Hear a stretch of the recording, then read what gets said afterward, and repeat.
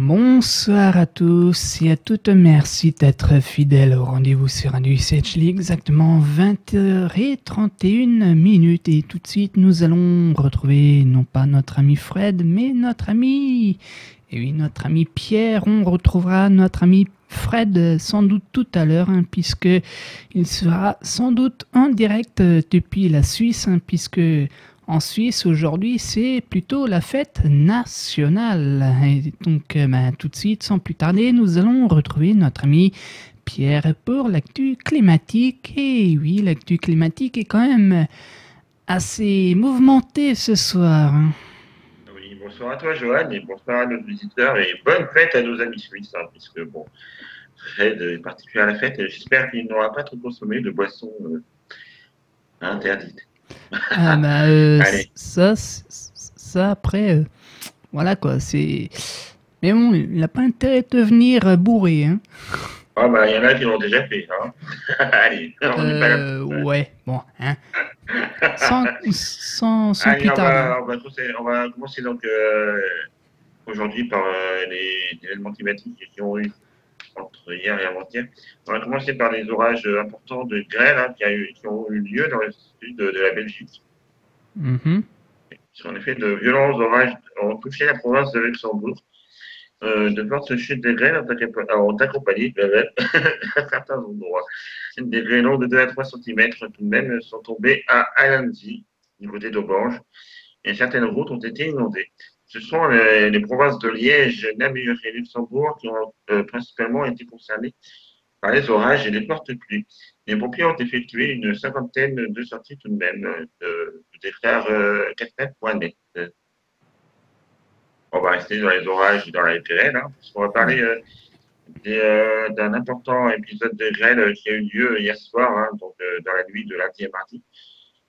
En effet, de violents orages de grêle ont touché la Creuse et la Haute-Vienne hier, donc, et la foudre a touché des lignes de haute tension de plus de 40 000 volts tout de même. Près de Limoges, nous rapporte la source France Bleu Creuse. Tout de même, ça a dû faire quelques dégâts au niveau. Merci Johan pour le moment de solitude. Je retiens. Oui, oui. Oui, non, c'est pas grave, continue ta sieste. Voilà, je continue. Non, mais bon. Et donc, après les orages, on va parler des incendies, puisque plusieurs incendies continuent toujours à travers le monde, dont un en Tunisie. Des incendies qui ravagent depuis 2 jours le gouvernorat tunisien. De quoi, le gouvernorat, Non, gouvernorat. Oh là là. Oui, c'est presque oh là là, mais c'est oral, c'est gouvernorat. Donc voilà, le gouvernorat tunisien de Djennouba ont détruit plus de 200 hectares et de végétation. 15 incendies ont été enregistrés dans les zones forestières, causant ainsi des dégâts aux habitations forestières, forcément. Toujours d'après la source 44.net. Et pour terminer donc cette activité climatique, des feux de tourbière dans la province canadienne,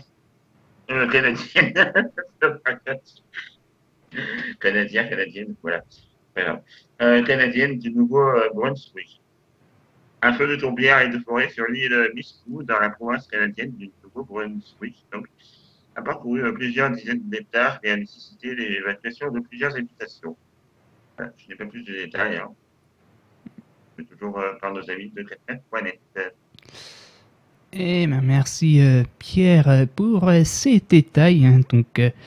Et oui, et bien entendu, tout de suite, nous allons retrouver toujours notre ami Pierre pour, bien entendu, et oui, pour l'actu sismique et volcanique.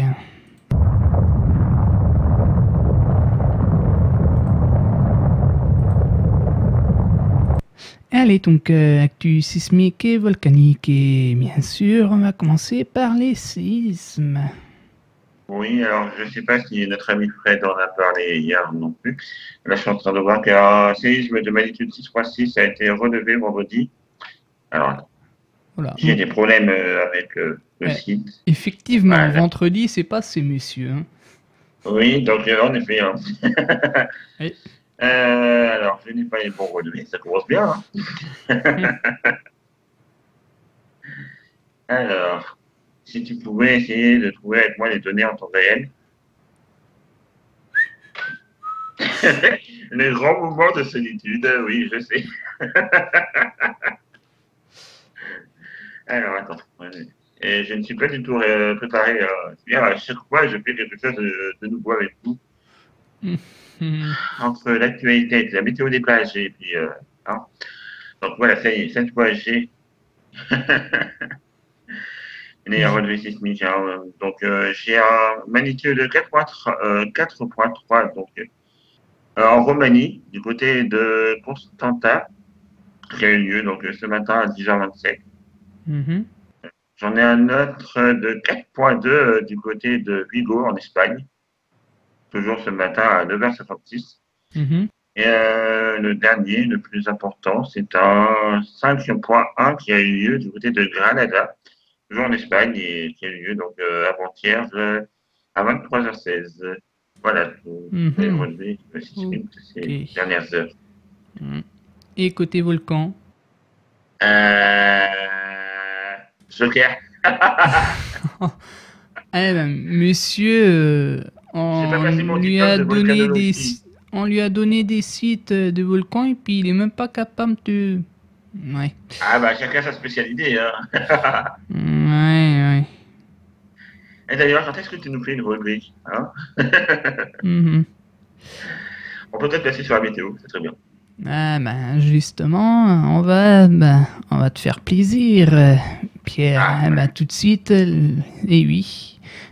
Tout de suite, sans plus tarder, nous allons retrouver notre ami Pierre avec la météo pour demain. Pluie, vent ou soleil, c'est la météo sur Radio Ice Age. Alors, pluie, vent ou soleil, ça sera plutôt soleil sur les 3/4 de la France, mais je te laisse détailler, Pierre. Soleil sur les 3/4, oui, surtout demain matin. Donc, demain matin, le soleil sera présent sur une bonne partie sud de la France, tandis que le nord, ils vont se réveiller, les pauvres, sous un ciel assez mitigé, hein, pas accompagné des petits cumulus de beau temps, comme on dit si bien à Météo France. Donc, rien à signaler, hein, c'est quelques nuages pour demain matin. Côté température, elles sont comprises entre 14 et 18 degrés pour la moitié nord et de 18 à 30 degrés pour la moitié sud. C'est demain après-midi que les choses vont se compliquer, et notamment pour la moitié sud. Hein. Parce que je pense que tu as dû entendre parler d'un début d'épisode caniculaire. Eh oui, j'en ai entendu parler, hein, puisque demain on pourrait dépasser, apparemment on pourrait dépasser les 40 degrés en Corse, mais on pourrait même dépasser les 37-38 sur Marseille. Hein.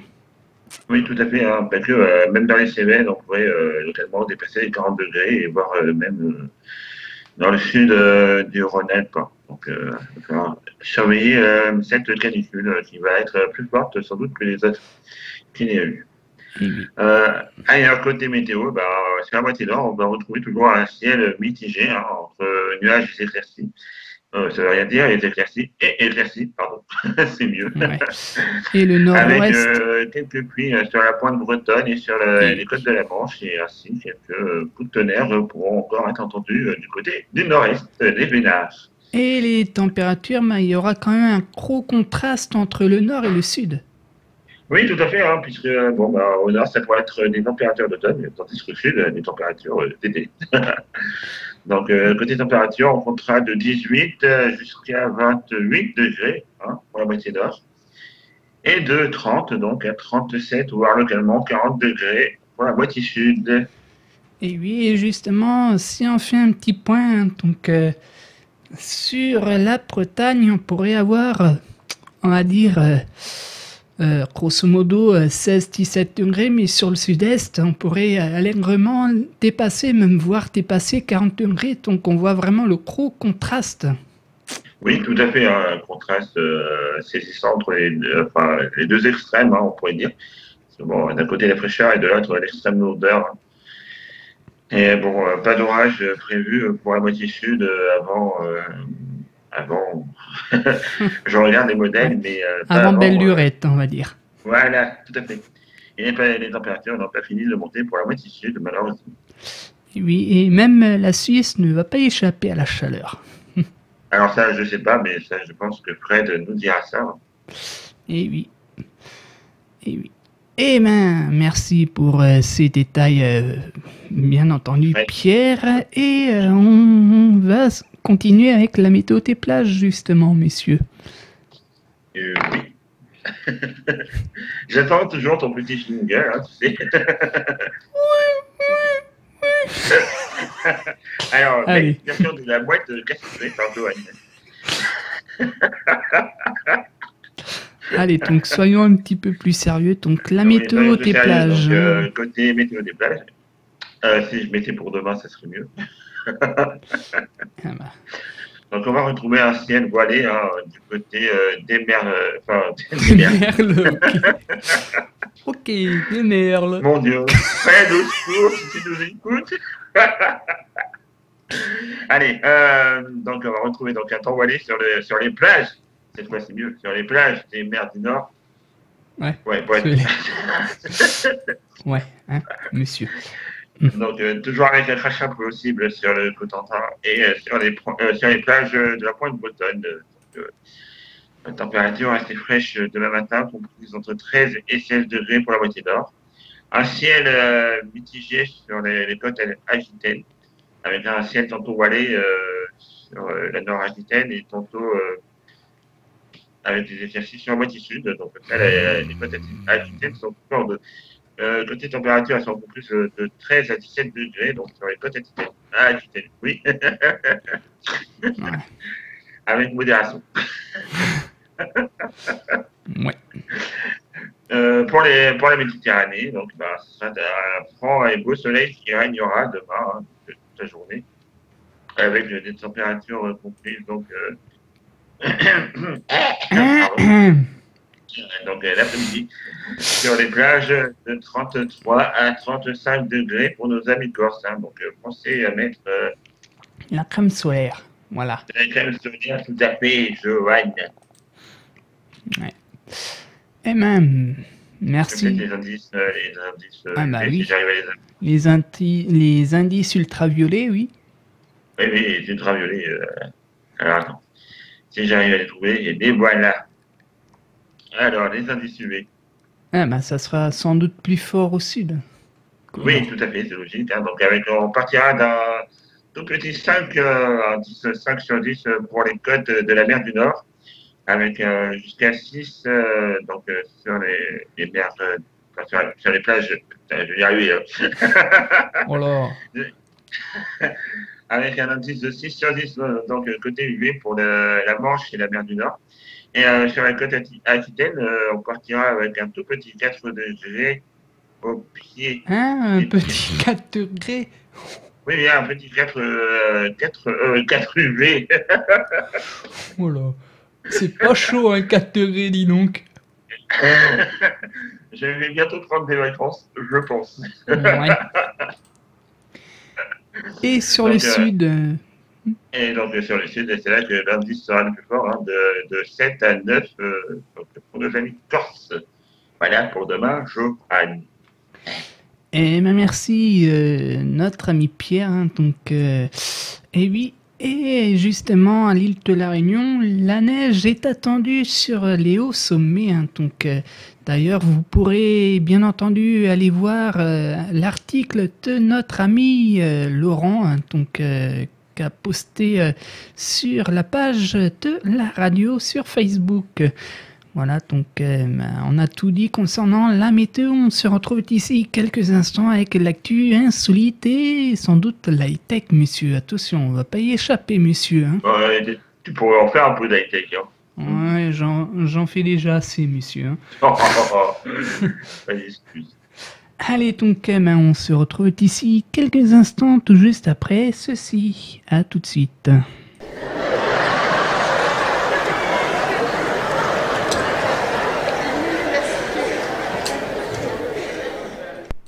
Eh ben, nous sommes bien sûr de retour sur Radio ICH et tout de suite nous allons retrouver notre ami Pierre. Et oui, notre ami Pierre pour l'actu insolite. Et oui, la seule et unique actu insolite, j'en ai trouvé qu'une. Ah bah. Et oui. Donc, voilà. Donc, c'est une histoire insolite, un peu vraiment, comment dire, triste, hein, puisqu'on va parler un peu de la vie après la mort. Parce que dorénavant, vous pourrez, si vous le souhaitez, faire disperser vos cendres dans l'espace. Mhm. Mhm.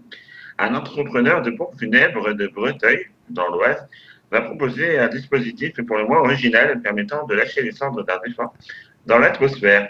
Le procédé qui coûte tout de même de 2000 à 2500 euros est rendu possible par un ballon gonflé à l'hélium. Et une quinzaine de clients seraient déjà intéressés, tout de même. Pourquoi être enterré 6 pieds sous terre après sa mort quand on peut être envoyé en l'air?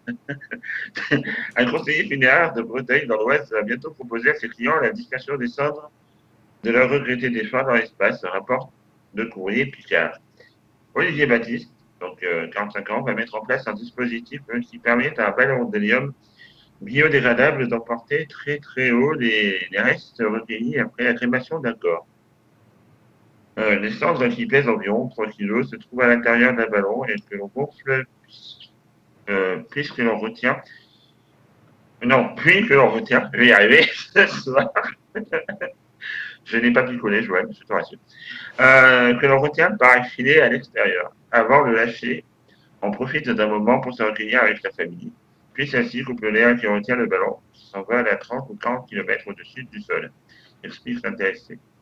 La démarche qui se propose déjà une autre entreprise de pompes funèbres de Montpellier peut être effectuée en toute légalité à condition de respecter quelques règles. Il est par exemple nécessaire d'obtenir l'autorisation de la DGAC, hein, donc la Direction Générale de l'Aviation Civile, et de la préfecture pour faire décoller le ballon cendre. Johan, je t'ai perdu, je crois. Et, mais également de faire connaître à la mairie le lieu final de dispersion des cendres. Donc voilà, c'est tout réglementé. Si monsieur est perdu, hein, monsieur, hein. Non. Je venais de terminer l'article, Joël. Mhm. Oui. Eh ben oui. Bon.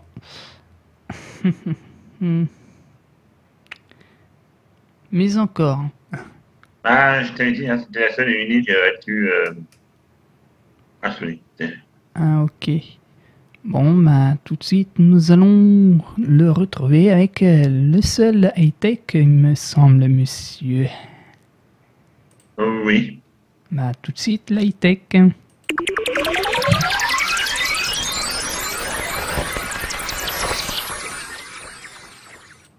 Et l'actu high-tech, le seul actu high-tech de ce soir. Et on va parler d'un piratage qui va faire beaucoup parler de lui, hein, puisqu'il s'agit d'un piratage de la chaîne HBO qui fait craindre des fuites sur Game of Thrones. Des hackers indiquent avoir dérobé près de 1,5 terabits de données sur les serveurs de producteurs américains.